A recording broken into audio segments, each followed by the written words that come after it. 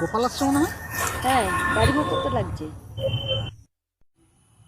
এদিকে হয়তো কোথাও কাজ আছে, সেই জন্যই এসছে। নাহলে তো এমন সময় দেখা যায়নি। হ্যাঁ, ঠিকই বলেছো। জগদা, কেমন আছো? নমস্কার। আর বৌদি কেমন আছে? ভালো তো? আর বলছি কালকে তো তোমার বিয়ে বার্ষিক গেল, আর আজকে কিছু একটু খাবে নি?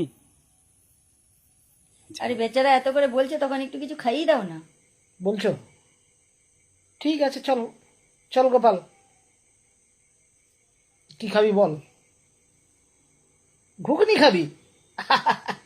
ঠিক আছে, চল দেখি কোথায় ঘুগনি পাওয়া যায় ভালো।